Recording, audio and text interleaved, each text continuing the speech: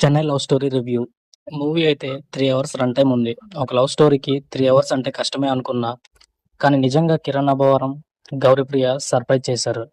Writer Sai Rajesh గారు రైటర్‌గా ఎప్పుడు డిసప్పాయింట్ చేయలేదు. ఈ మూవీలో కూడా సేమ్. మూవీ ఫస్ట్ హాఫ్ చాలా బాగుంది. ఒక ట్విస్ట్ ఉంటుంది. ఇంటర్వెల్‌లో నిజంగా అస్సలు ఎక్స్‌పెక్ట్ చేయం. హీరో పెర్ఫార్మెన్స్ సెటిల్డ్‌గా పర్లేదు బాగుంది.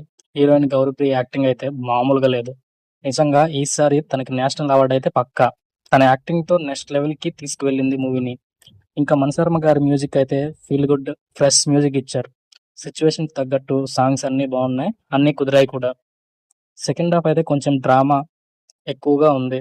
మరీ ఎక్కువైన ఫీలింగ్ చాలానే కలిగింది. ఫస్ట్ హాఫ్ చాలా బాగుంది. సెకండ్ హాఫ్ ఫ్లాట్‌గా వెళ్ళింది. క్లైమాక్స్ ఏం జరుగుతుందో ఎక్స్‌పెక్ట్ చేసేయొచ్చు. ఓవరాల్‌గా కిరణ్ అబ్బవరంకి ఒక కల్ట్ మూవీ అని చెప్పలేను కానీ యూత్‌కి అట్రాక్ట్ అయ్యే మూవీని తప్పకుండా ఒకసారి మీరు ట్రై చేయండి. డెఫినిట్‌గా వర్త్ వాచబుల్. మూవీకి నా రేటింగ్ 2.75